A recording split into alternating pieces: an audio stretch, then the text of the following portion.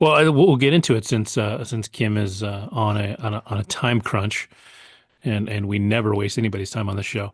Let's see. So, Severance season finale was tonight. We're actually recording. No, it was last night.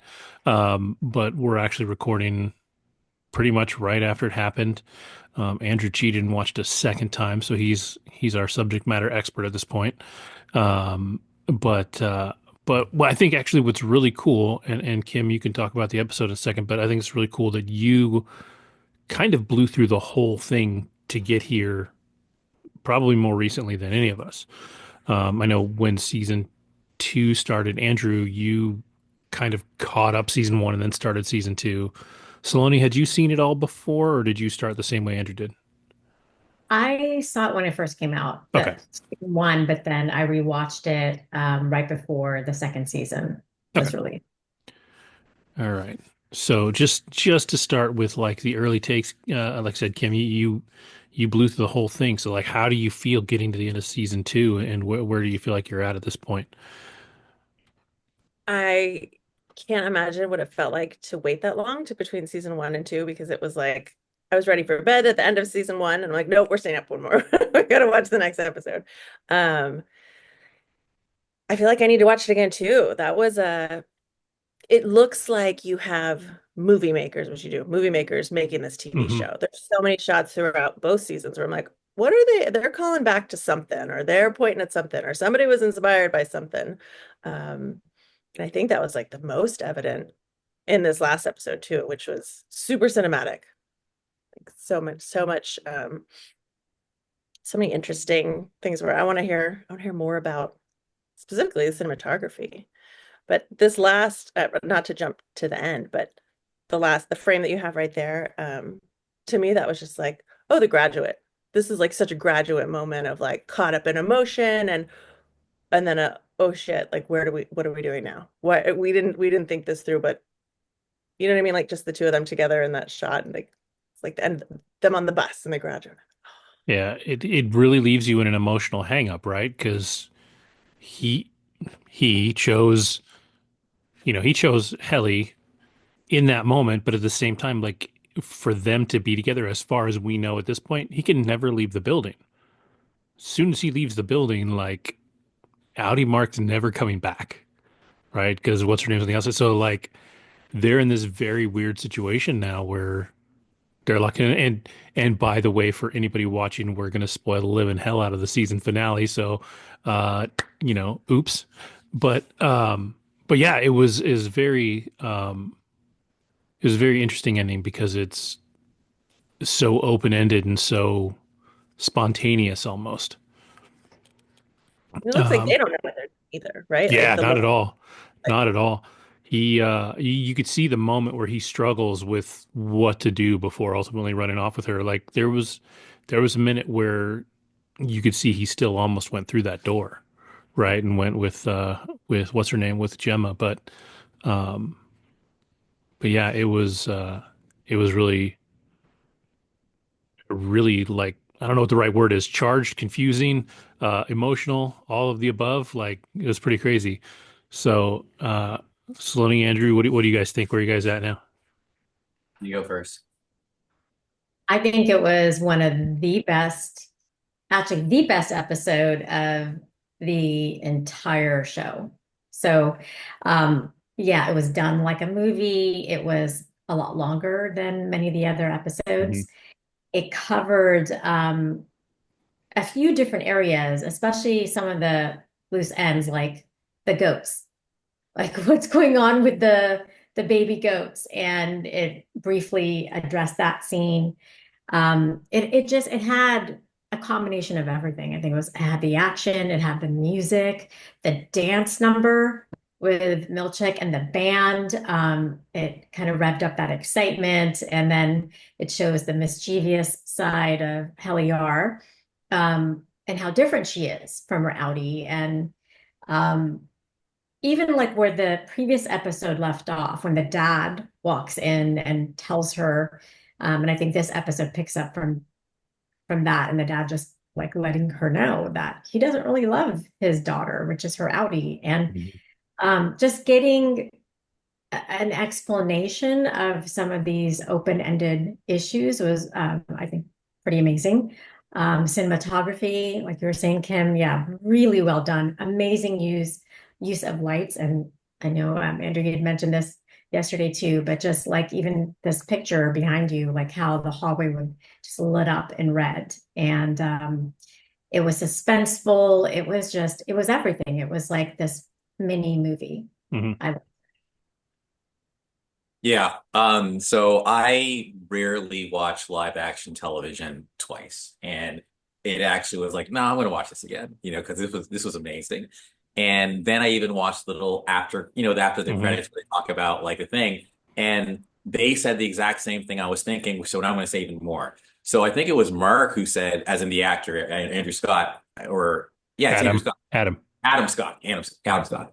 He says, he says, it's like a movie. It's like a shotgun. It takes off and doesn't let up. It literally just goes boom, boom, boom, boom, boom.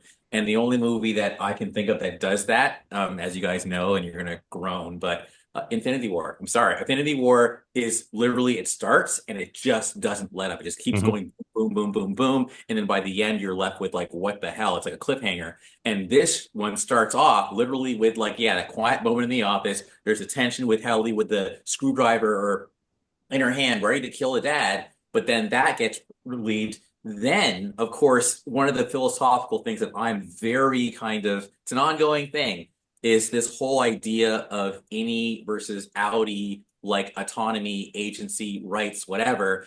And I wasn't expecting Mark's innie to be that assertive about like, what about me, dude? And like, and Mark's outie almost seeming like he was patronizing him and even getting Helly's name wrong. And it's like, you don't know me, but I know you. And it's like, what the, it was beautiful. And then when, again, I'm talking a lot because I saw it twice, but even when Miss Cobell or Miss Selvig is like, Mark, like, even in the last episode, she did it again. And she's like, I care for you.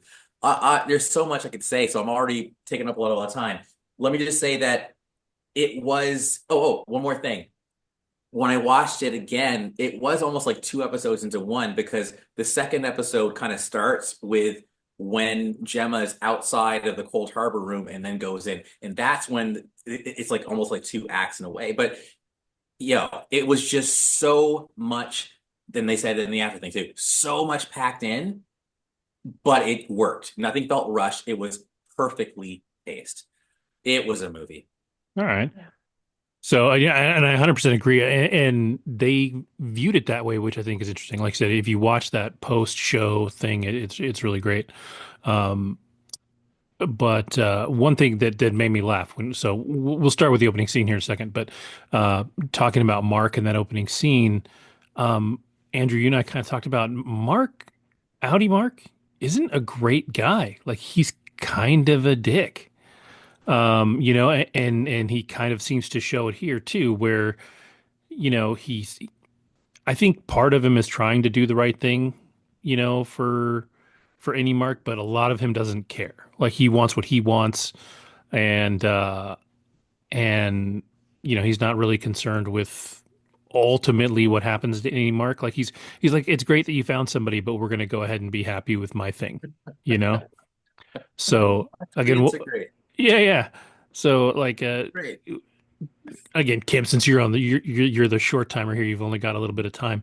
Like, what was your takeaway from that opening scene, the back and forth there? Because I thought that scene was pretty intense, really.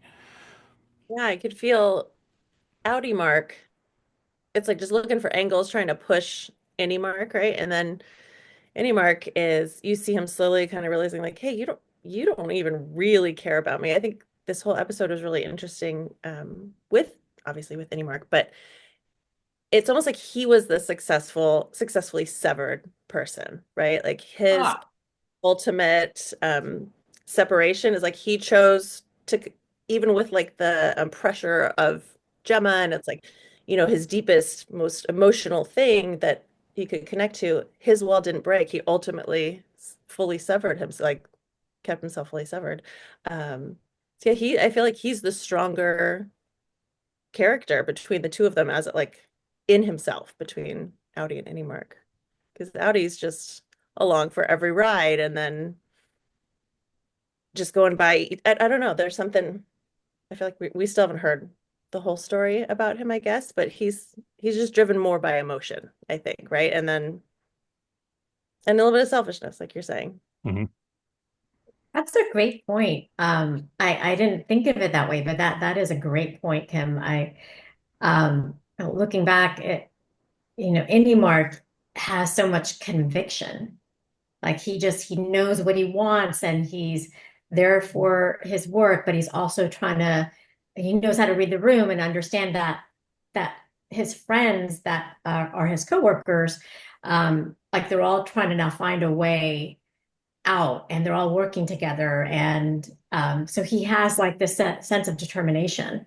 Whereas Audi Mark, he was the one who ended up doing the whole severance program basically, just so he could not have to deal with the pain and can numb the side of himself. And he seems like a bit of a mess, even after he's, back from work every evening. He's either drinking or he just is kind of lost. Whereas Mark just knows what he wants. And he knows now he's in love with Heliar and that's what he wants to pursue.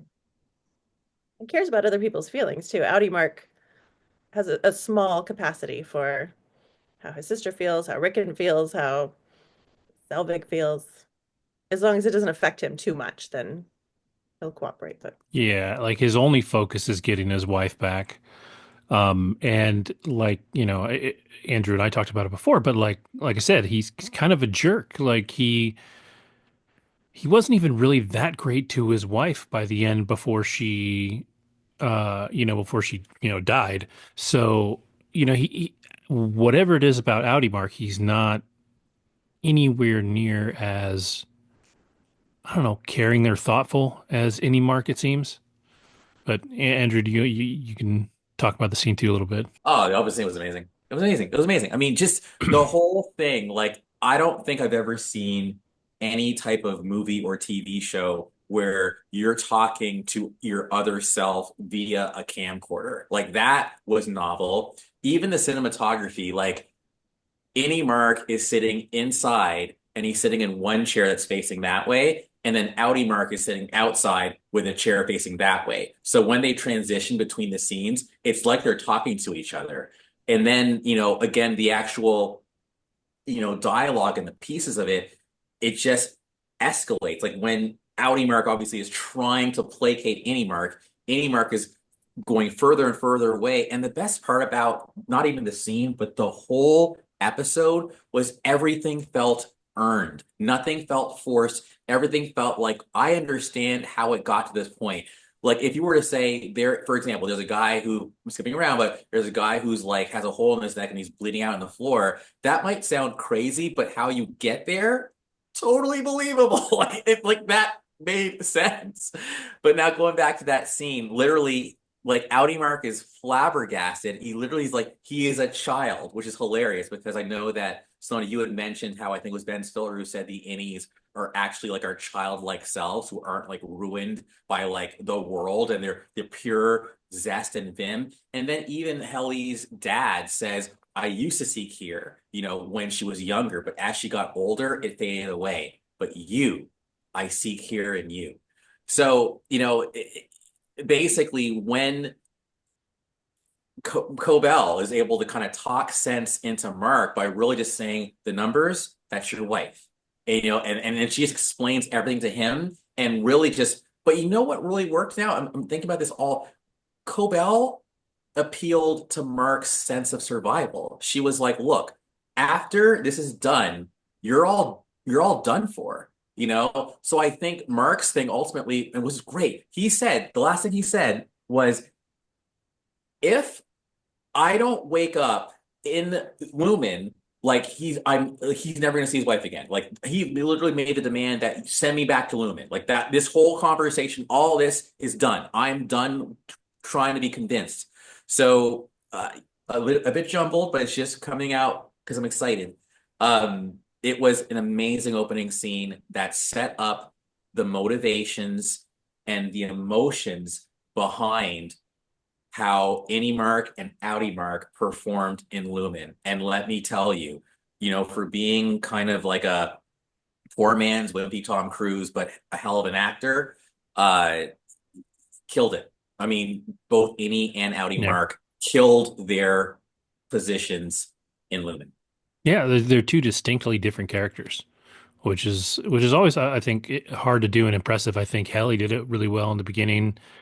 I think it never felt like Irv or even Dylan were that different from their Audi, although, they get into that in this episode, Dylan's difference between, his Innie and his Audi, but Irv was pretty Irv-ish on the outside too. Um, but uh, I think too, we start to see in this season, the longer it goes on, the differences between Innie and Audi Mark, right? Like for a long time, at least in the first season, it felt like they were pretty similar. Like they were kind of the same guy. Um, but there's some key differences, and I think a lot of that is the ability to care, you know. So yeah, it's he did an amazing job this episode for sure.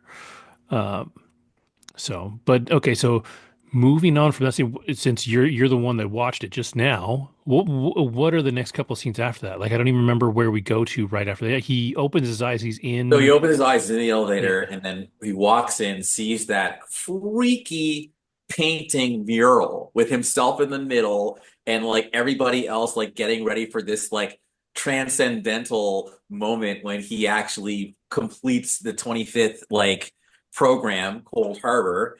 And then as soon as he like takes a look at it, then Helly walks in, they embrace, and Mhm. it's like, thank God.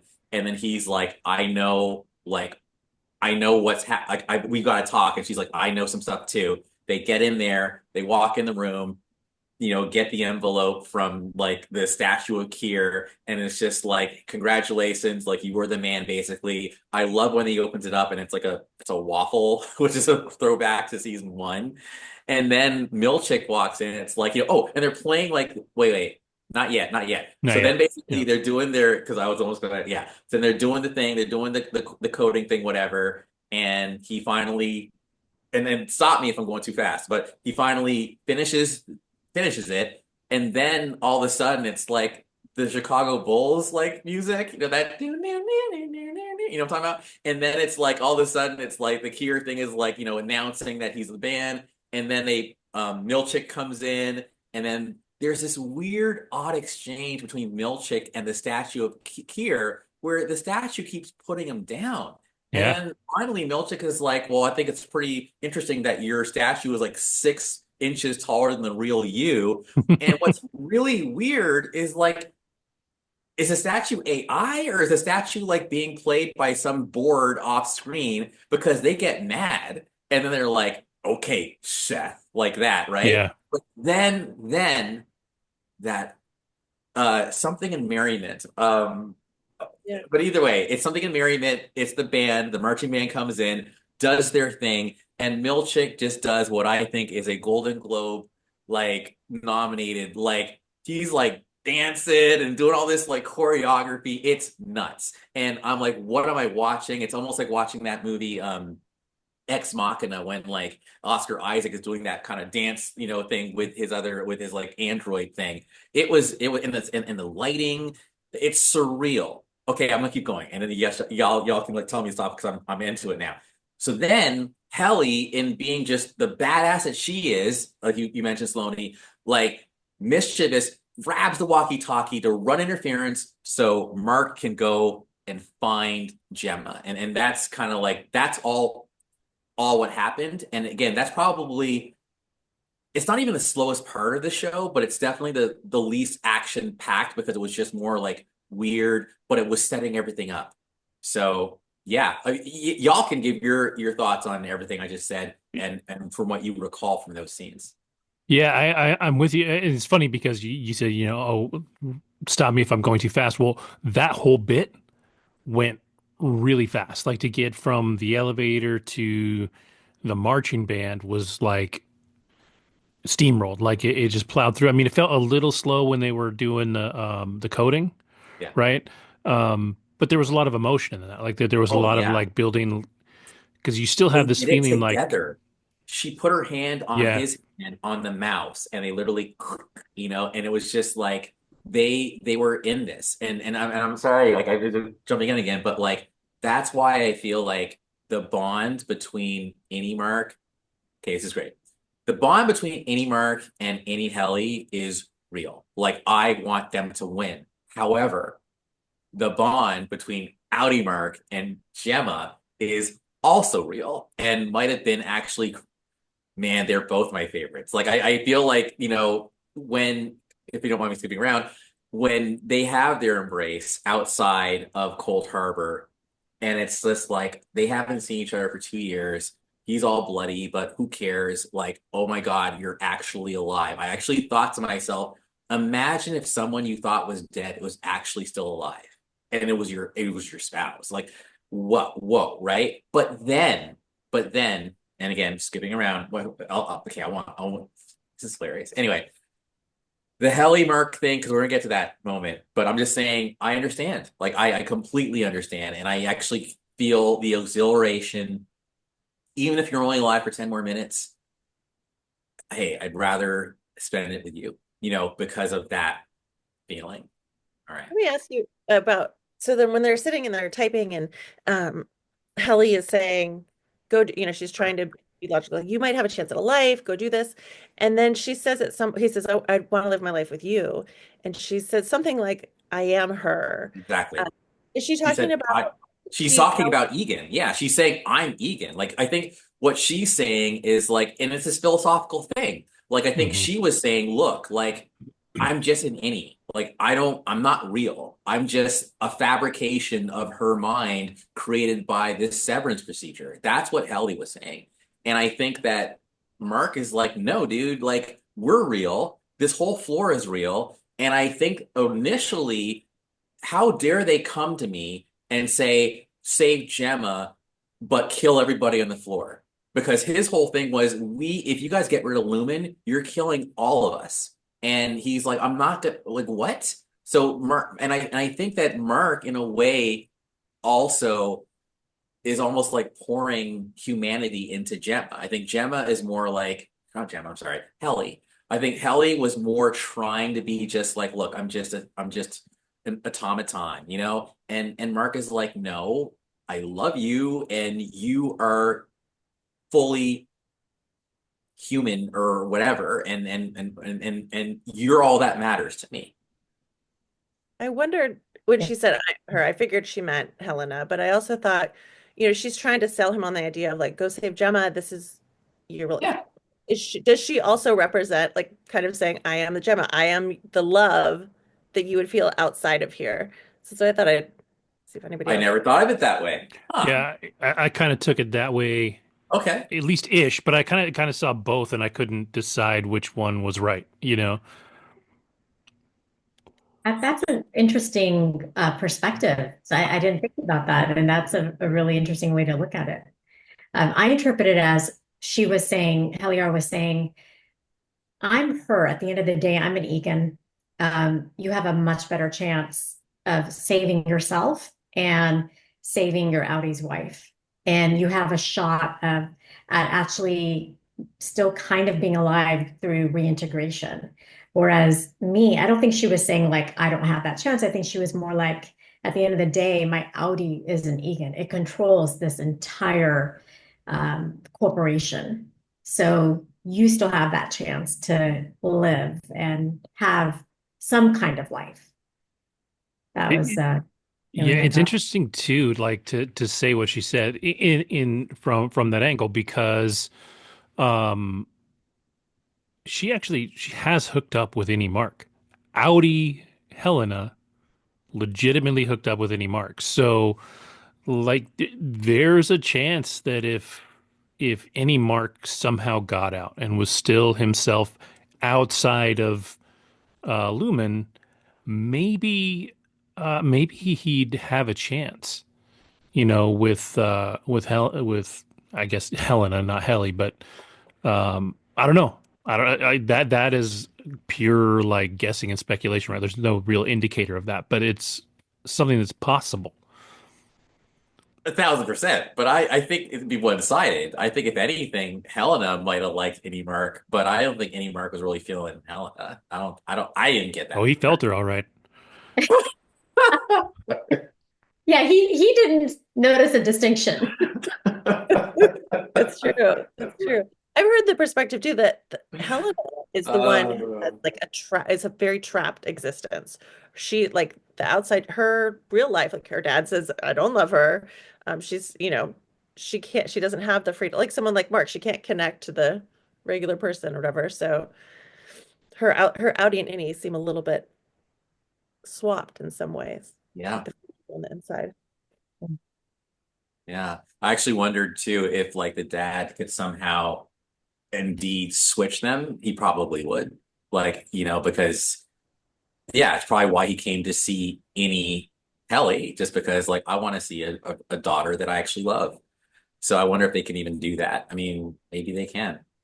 Weird.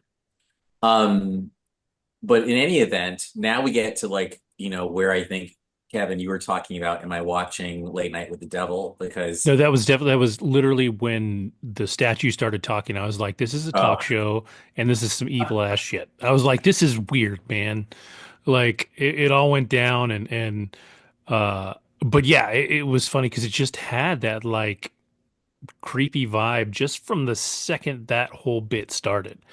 So the second he starts talking, it was like a late night talk show, right? The statue was the host. They bring in was. Milich, and I love how everything about it was stunted. Nothing worked smoothly. Like Milchick was like 2 seconds late, and then whatever came after that was a few seconds. Like everything was just messy.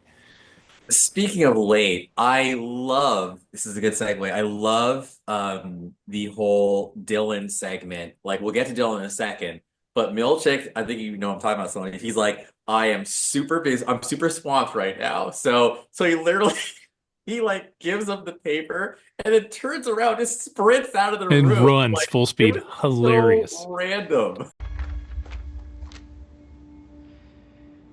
Your Audi has responded to your resignation request. As it may yield an embarrassing emotional response in you, and as I'm duly swamped, I shall leave you to read it in solitude.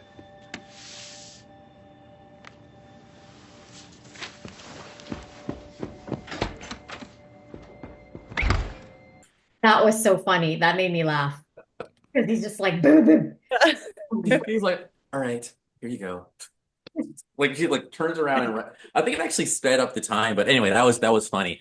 But now, I always was not really that big of a fan of Dylan's Audi, but I felt like the way Dylan's Audi kind of reasoned like his answer to Dylan's any with the 3 points of like his answer with which was kind of like first point, fuck you, Fuck you. right? Second point, I've never been seen as like awesome, but like apparently my wife thinks you're awesome. And I also love how he's like, I get it, like she's the bomb basically, Hmm. and like we have the same physiology, so it tracks that you think she's the bomb too. And then I think the third one was gosh, what did he say? Oh, I remember the third point was, I hope that one day she sees me the same way she sees you. And I was just like, damn, dude, like you just came around. Like you're not a hater. You're letting yourself feel what you feel, and that's natural, which goes into some other things that I've been exposed to, wink, wink, nudge, nudge, about like it's not about blocking your feelings, it's about letting them flow and transcending them and going through them. Because blockage is never good, period. And this guy, this Dylan dude, Audi Dylan, was not about that life. He absolutely let himself process what he was going through. So then he finally said, at the end of the day, I feel better. I think I would feel better knowing you're around. But it's up to you, which I also loved. Again, it's about agency and about not treating innies as these like slaves, basically, for your psyche, but actually respecting their autonomy. Loved it. Loved it.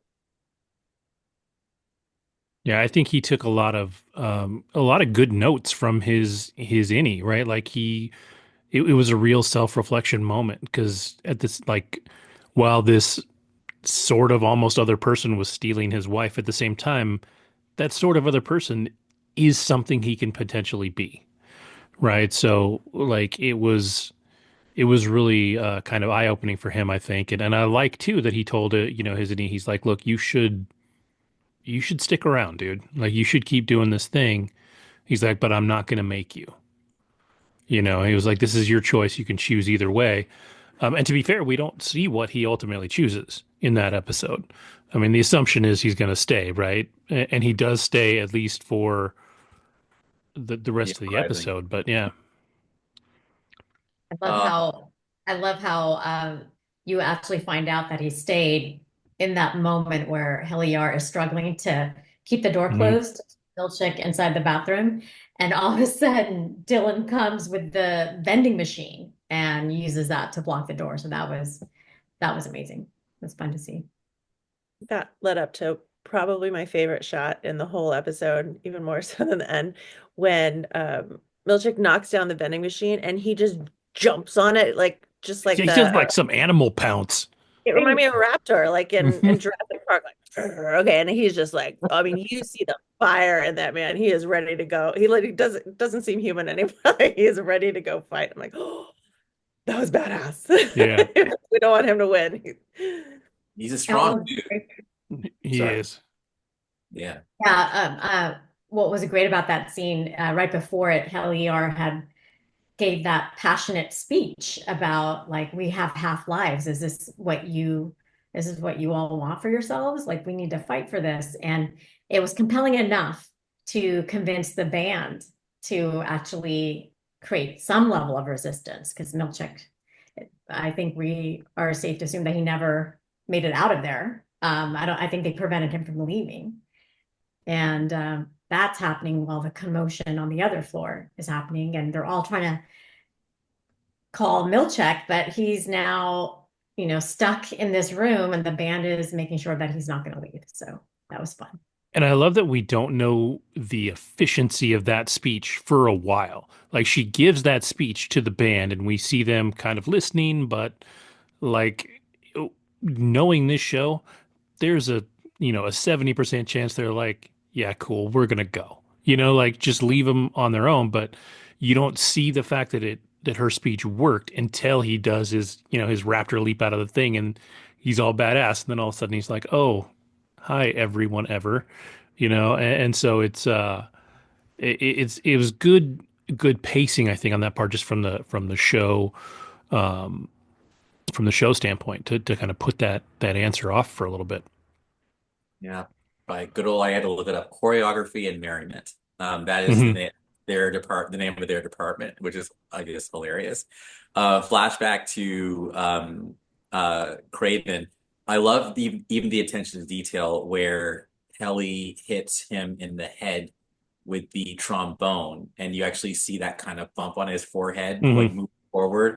In lesser productions, and Kevin knows this, like there'd be inconsistency. Sometimes the bump would be there, sometimes it wouldn't be in like future shots, but they were very good about making sure the bump stayed there.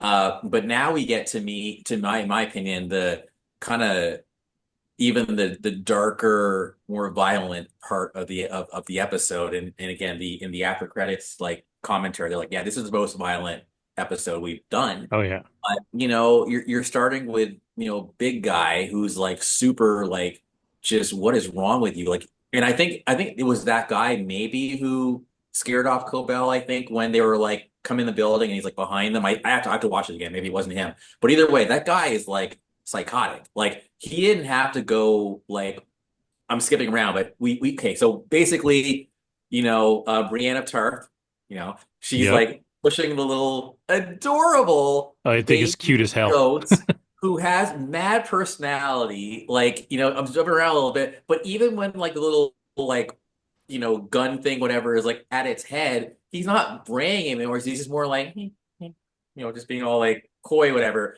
But like that goat had just it was amazing. Anyway, so it's like at first, I was confused about what was happening with this goat situation. I was like, are they gonna like put like, Gemma's soul in the goat, or like is this gonna be some sort of like? And I realized, okay, your imagination is going too far.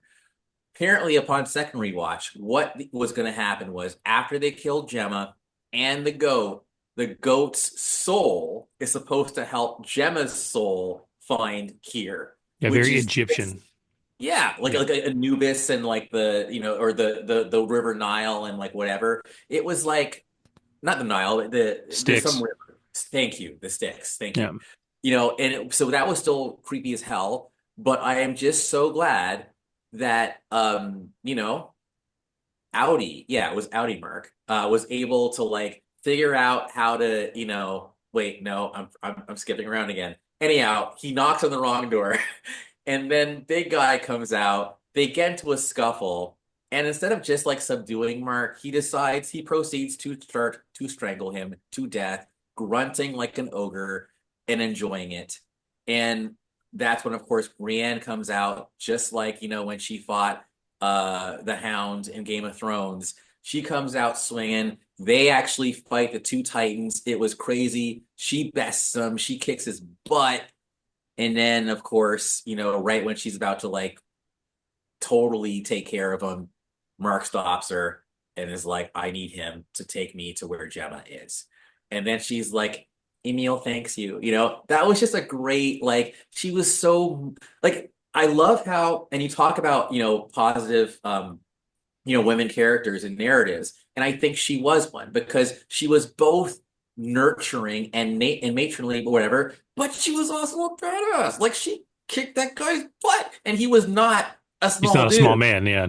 She was taking those hits. Sorry, I'm just again, like y'all just jumped in, but you can tell I loved every single second of this episode. Yeah, I felt like she was Mama Bear. She loved the goats, and it seemed pretty clear that she didn't want to keep sacrificing like what she considers like part of her family, her flock.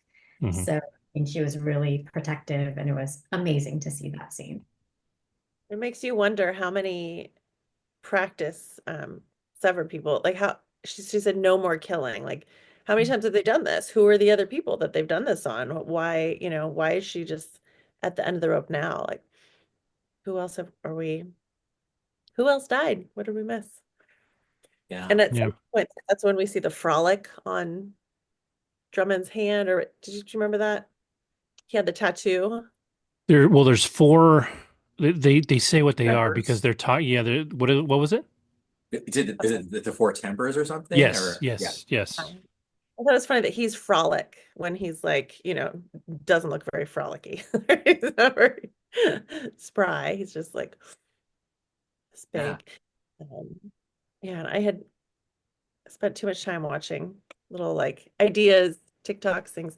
And someone mentioned the idea of Rickon. Rickon is the Mhm. brother-in-law's name, Yeah. uh, as Malice, because he has like there's different goats in his house and all these different things and goats represent Malice in the show. And so I hope we learn more about him and Mr. Milchick in season 3. I feel like there's so much untapped story behind Mr. Milchick, like they're not telling us yet. I'm He dying. is an absolute mystery because sometimes he is so hardcore for that company, right? And then other times it's like he is one tick away from burning the place to the ground. Like he's so complex. And then what I really love is if you see him in the interviews and the after shows, the dude seems so fun. Like Yes. he seems so He's good. lively and so like energetic. And Milchick is not. Milchick is, I mean, he is grumpy. He is, I mean, he's intelligent, like hyper intelligent, but grumpy and just mean. Happy And smile. serious. And I think he has a lot of anger seething under the surface, but he just is able to kind of control it because I think he's very big on control. You can tell when he's really pissed, but he's just like, show. Like he'll be very like clipped in his speech. Like even when he told that guy, I Devour feculence. yes, yes, devour. It's a very large word when he's really upset. Yes. Yeah. So Mark with big dude, forget his name. Uh they go down the elevator, obviously, and he has the gun to his head, his neck, and he's like, when we get out, I'm gonna be outie Mark. And of course, outie Mark wakes up, if you will, and just naturally you're just gonna like squeeze, like if you're holding Yeah. something. man. Oh, you know, and I was like, that was probably one of the favorite like accidental murders I've ever seen in my life because it was sometimes people say that truth is stranger than fiction, and that's like, or life or whatever. And like that was a very truthful kind of moment, like an accidental death, but totally understandable. Like you didn't think this one through, man. You should have maybe not, but you didn't have a choice. If you put it away, that big guy could have taken over. So anyway, it had to happen. But luckily, with the blood from, accident, and I love how quick thinking he was. Like the prick, he just knew, maybe the blood of like one of their employees is going to work, and it does. And then boom, like I'm an empathic watcher, so I'm like, that's your wife. You haven't seen her in 2 years. You thought she was dead, but there's suspicion she's alive, and now you're seeing her right in front of you. Mind you, she's like terrified of you, and she might like try to like beat your ass, but you were smart enough and calm enough, even though you're covered in blood, to be like, I'm your husband. Here's my hand. Don't stab it. And that was just, it was edge of your seat, edge of your seat cinema. And then you're watching the reactions of like, creepy doctor over here and like, you know, Egan over here, and they're like, "What's happening?" Like, And then I love how Sandra Burkhart is like, "It's that fucking spouse!" like she was expecting that to. It was just funny, man. What a payoff! And it wasn't even the end of the episode yet. Like I think lesser shows might have ended like right there or something. Like that's a cliffhanger. Like what's gonna happen, right? No, no, we're gonna give more. And so they get out. And again, I'm talking a lot, guys. I normally don't do this. Like jump in. But I said they get out, have their amazing moment, and I'm just like, wow, we waited 2 whole seasons for this. Yes, we didn't find out that Mrs. Casey was the wife until towards the end of season 1. Mhm. But still, we waited. This was earned. Like the emotion, the kissing, despite being covered in blood. Yeah, if you haven't seen someone in 2 years and they're covered in blood, you're still going to kiss them. Sorry, if you love them, that is. And they do. And it was great. And we were happy for them. But now it's time to get out. And one more thing, and then I'm going to be quiet. I love how they show Gemma try to escape and didn't escape. She was blocked by Milchick the first time. So Mhm. being able to see her do the same thing again, and this time actually have a better shot at making it because she had help, it was everything to me. I was rooting for both of them. Yeah, for sure. Um, I think too. Okay, so what what is the take or what is the feeling about Cold Harbor overall? Like the project. I mean, they were literally, for whatever reason, doing everything they could to strip her down to nothing emotionally, right? Like that seems like that was the goal. And so, to put her up against what might be her most painful memory imaginable, and for her to just kind of methodically take this crib apart shows that up until that point they had been pretty successful. But it makes you wonder, like, what were they doing in the 24, iterations before this and what was going on? So, like, what do you guys think of that, and what's your thoughts, what's your takeaway from that? Because I think it's absolutely crazy.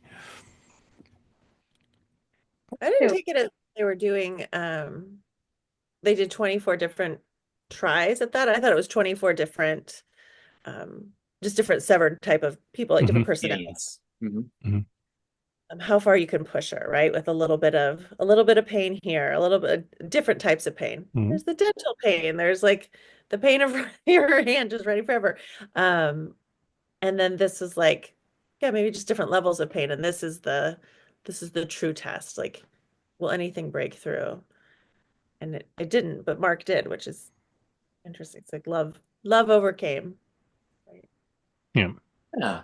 I liked Mrs. Cobell's when she first explained her explanation about the numbers and the connection to that and Gemma's consciousness, or conscience, I believe. And she said each gate, at that point they had 24, it represents a different personality, almost seems like a different severed personality. So I'm not sure if the idea is you can take one person and slice them up in all these various ways so you can maximize their utility somehow.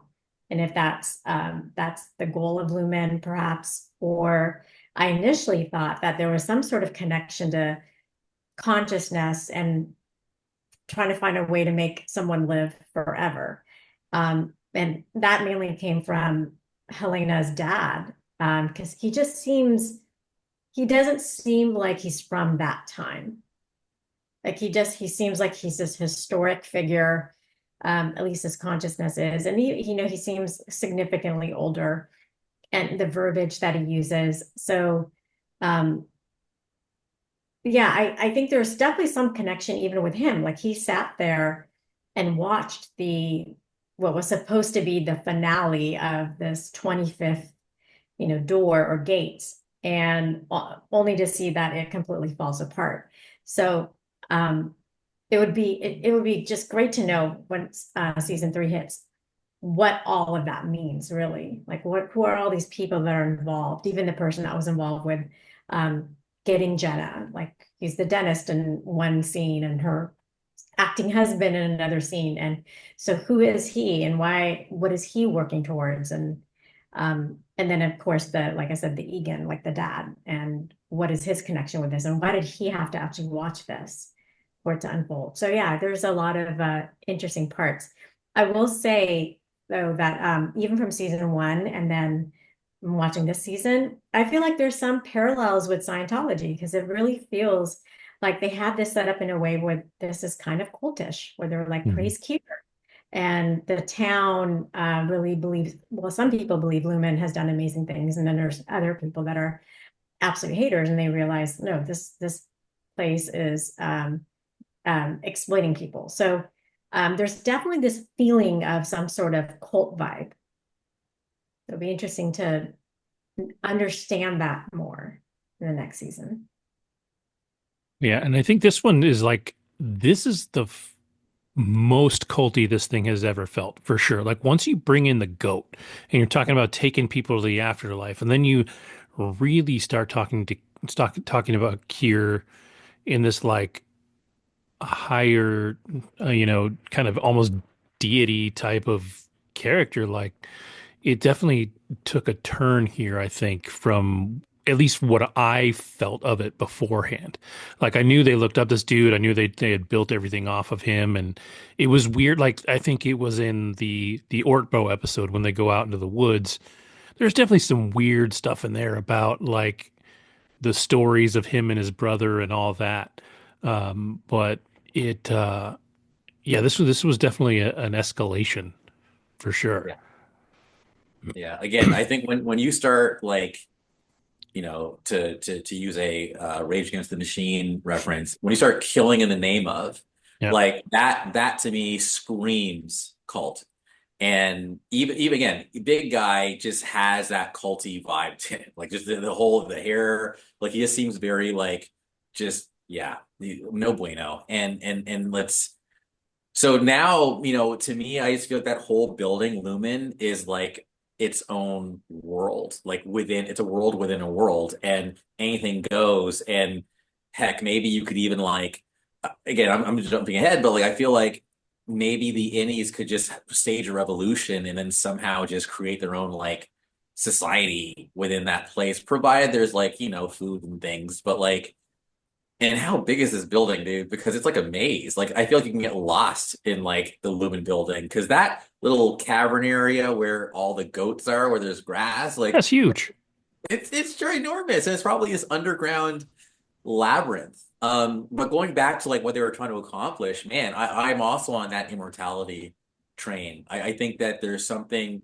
It's almost like unlocking the riddle of consciousness and being able to duplicate it or replicate it or whatever. It's almost as if like basically it's like if we can replicate Gemma, then we've unlocked it and we can now start replicating whoever we want. That's kind of like the vibe I get.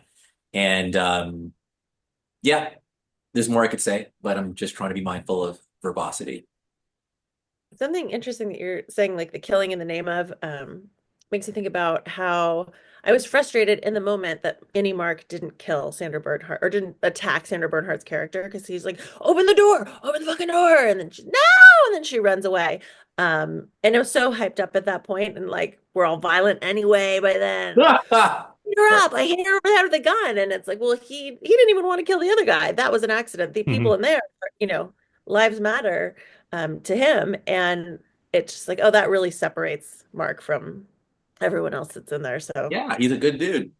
yeah, even in his most desperate moment, won't smack her over the head, even though when, I have to ask you guys too, when the band started playing, weren't you just like, go, Mark, go now? Like it felt like Yeah. it took forever for him to get out of there. Okay, good. Yeah. Yeah. What made me laugh, and this is because I am the nerdy high school kid that I was in marching band. Do you know how loud that room would have been? Like it would have been deafening. It would have like there's a scene where he's like yelling out from behind the machine and people are hearing him and I'm like, mm-mm. If that band is playing there, that is not getting through. There's a 0% chance. But yeah, I like the the high school senior in me was like that would hurt. Like the volume in there would be just unreal, especially just with the drums. Even if you took everything else away and only the drums were playing, oof, that would be loud. All that sound bouncing off the walls. And as an aside, one of my favorite things I got from the commentary track was how they're, I think it's the writer and creator. He was like, we were trying to think about how would we celebrate this big moment, and we knew we didn't want to do the whole waffles things again. But he said, so someone in the room said, "What about a marching band?" And they said as soon as they said that, we all knew it's the marching band. Like, and I love the idea of just not about whose idea it is. It's the best idea winning. Mhm. And I love that create that ability to create like that. It was like someone came up with a great suggestion and we all went ding. Because again, that's choreography and merriment. It's I think part of what makes memorable TV or movies is when you come with something completely off the wall, but it actually works. And oh, that worked so well. We're all going to be talking about choreography and merriment for a while. We hope we see them again too, because there's a lot of people in there, and they all seem to, you know, some of them had their own opinions and their own like this is whack or this is good or whatever. Like it was a whole new group of people that we'd never seen until today, or yesterday. And the whole performance, it's like they keep giving them things that they probably don't want or care At about. all. Yeah. And with the cards that they hold up, and it's like Mark, but nobody can see it. Yeah. Everybody Yeah. like, who is that for? I should probably take that as my cue to go be mom. But Aw. thanks for letting me talk about Severance that I got to luckily watch all within like 2 weeks. That's awesome. On the one hand, I'm jealous. On the other hand, I do love the anticipation from episode to episode. So like I feel both way. Like I'm definitely jealous about it, but at the same time, I, having because Andrew and I talked about it a few different times. Like we kind of had that nerdy, like what's going to happen next, what's going on, kind of thing. That, like I said, it's an unfair comparison, but it's what I got from Lost back when it was on too. Like always, trying to figure out what's going on and not having that answer. So, I did that with Game of Thrones, being like, mm, how do we wait another week? Anyway, thanks, guys. all right. Talk to y'all soon. Right. I'll be get going That's great. myself. Oh, So you're leaving? yes. Oh man. Okay, cool. We'll finish it off then. We'll finish it off. But I was gonna get to like towards the end. I thought you would have had some Oh, okay. opinions on Helly and Mark and Gemma, because I think that scene is a very, very pivotal scene. And one that I don't think I've seen. And I didn't even get to the Bechdel test or whatever, but and I wish Kim was still here for that. I don't know if you've heard of this thing, but a Mhm. lot of feminists have this thing called the Bechdel test. And ultimately, what feminists hate seeing is when a female character has an attraction to a male character. And unfortunately, from a Bechdel standpoint, this show fails on all counts, because I would say that the two kind of main women characters in this episode are Helly and Gemma. and they're both fixated on Mark. So I think for a lot of feminists, they're like, oh, this is so lame. Why can't they just like, why can't they have other interests besides the dude, whatever? But putting that to the side, I just want to give it lip service. Um, I that hallway scene was so powerful, and I've already seen memes where there is a quick glance that Helly gives Gemma, as like they're leaving. And yeah, for a split second there, it's almost like Helly saying like, I got him. Like it was like I won. Like it's I won energy, which makes some people wonder which Helly is that in there? Right. Because that seems kind of Eganish to like look at look at Gemma that way. But at the same time, I also saw it as it's innies versus outies. And I think she was almost basically saying, we're the innies. We were not asked to be born. We have half lives, but our half lives mean something. And it means so much that it took away your outie. And so, you enjoy your outie life, but what we have is real, and he chose me. I don't know. There was a lot of subtext there, but as someone who, as you know, Salony, like has a soft spot for like the downtrodden or like, those who are underdogs or those who people kind of discount when they're actually the shit, and I think innies are the shit. And I think innies are more than just a shadow of somebody's consciousness. Yeah, I'll make this point before I sign off.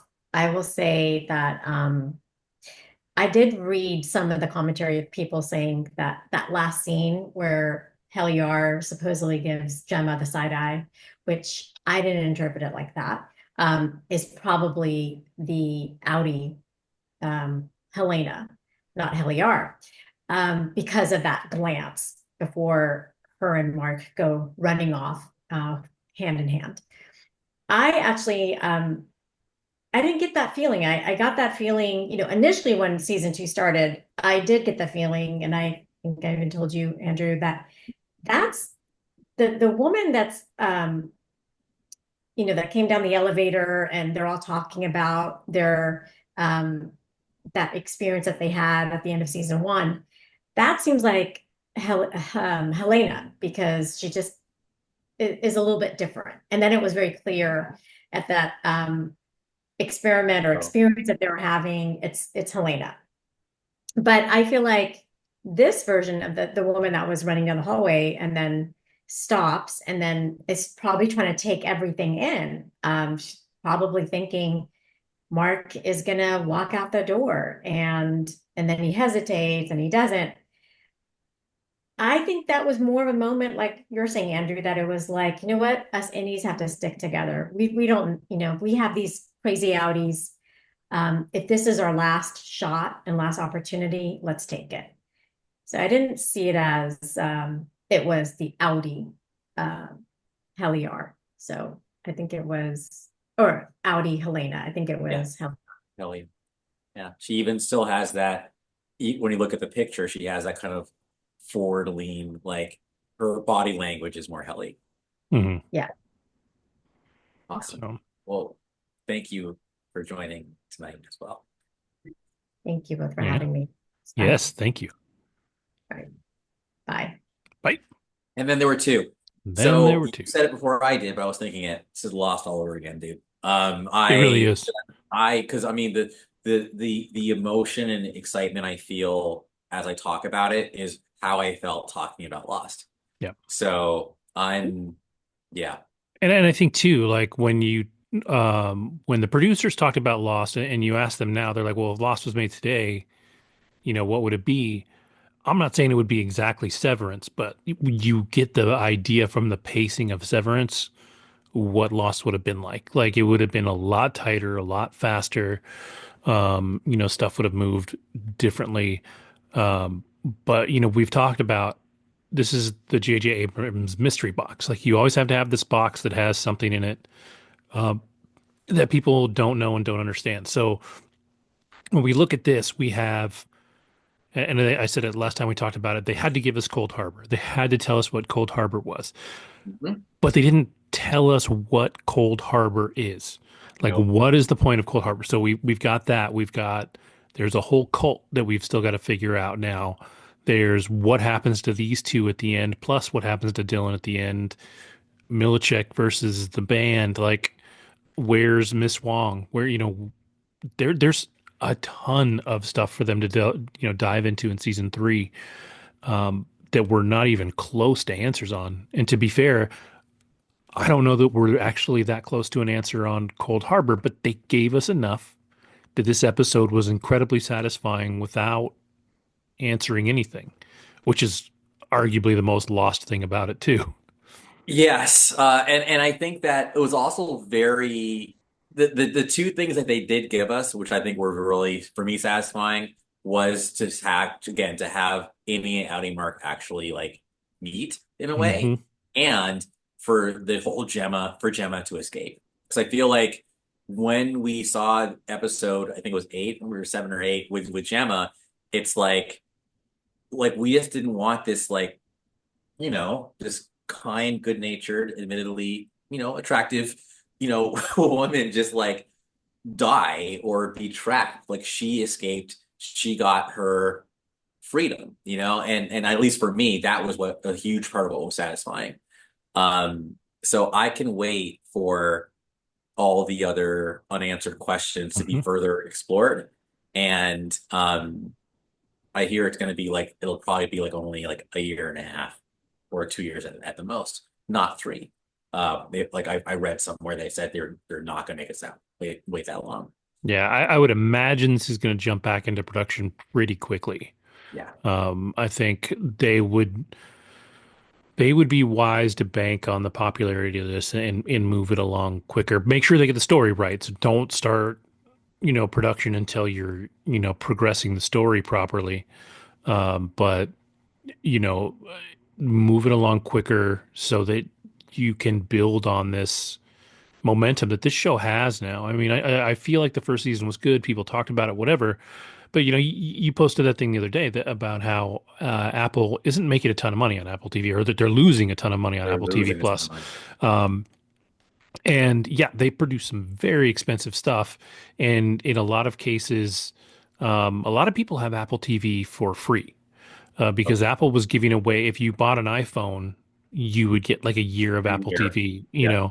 um, and the thought process there is you get an iPhone for 2 years. So if you buy it, you'll get that first year, but you'll stick around for that second year.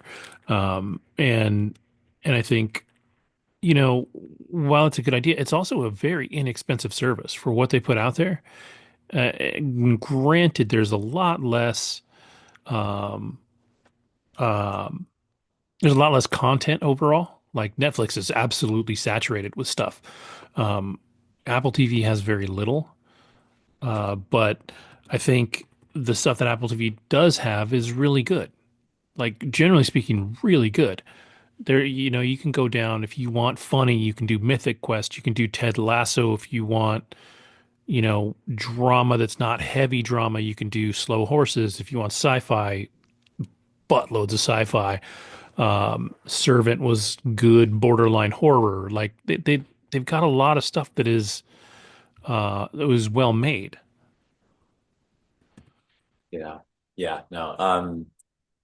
I mean, I'll just also just say like I watched all I watched all the way to the credits. Even the credits were just like, and the music choices that were made like, towards the end. Even the way the music, it's Windmills of My Mind or something got played in the hallway as he turns around. There was a certain serenity. I liked how in all that chaos and all the red klaxons and everything, all of a sudden, Marcus has this clarity and he's like, I've made my choice. And the music just changes and it's like it's blissful in a way, but it's also very, as you said, like earlier, completely uncertain. But all that matters is right now. Mm. And they're just completely present. They're together. and they're running and they're alive. Um, and I just think there's such beauty in that. It was a perfect ending. Hmm. Yeah, yeah, I agree. I think anything else, if you closed it any other way, um, you know, any Mark stayed true to himself by choosing Helly, right? He took care of his outie by freeing his wife. I think, looking into next season, you're gonna see Gemma probably connect with Mark's sister. And that whole thing will be now become, how do we rescue him? How do we deal with this? Because at this point, Gemma being out is probably the most dangerous thing for Lumen, period, right? But having somebody that can corroborate all that with Mark would be bad for them too. So, like, she's going to have to, you know, well, they'll have to use her to try and get Mark back out somehow. But at the same time, like, she's also going to be in hiding. Like, she can't be somewhere that Lumen can find her. Even if she tries to expose them, she's going to have to be pretty public about it. So it's a very dangerous thing. But it'll be an interesting third season for sure. I almost hope that they go into season 3 with a plan to end it.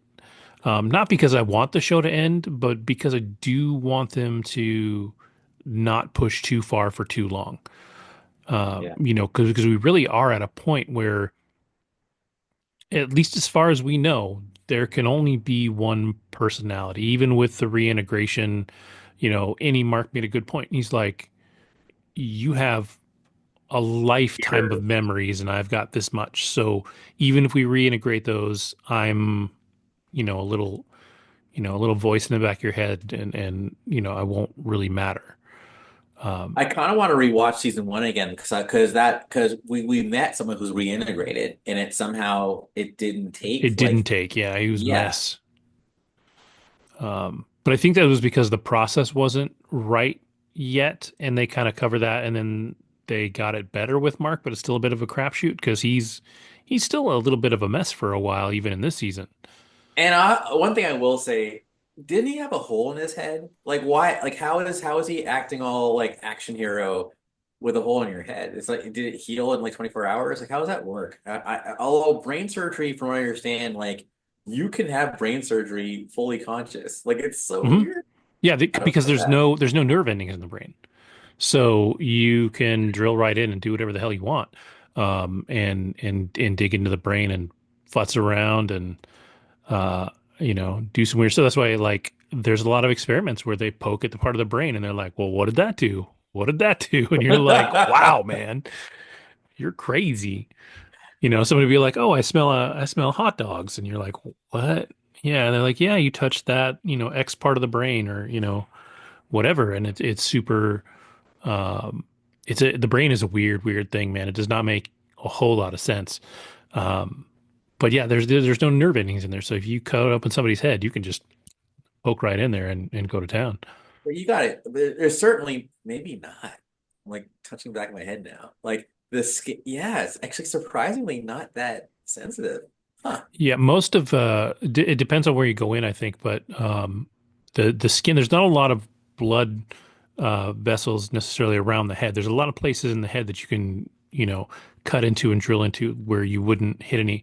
Where you have to be careful is there's a sac around the brain that you've got to be careful with because that protects the brain from, it's almost it's not an airbag, but it's like an airbag, right? It's like to protect your brain from bouncing around in your skull.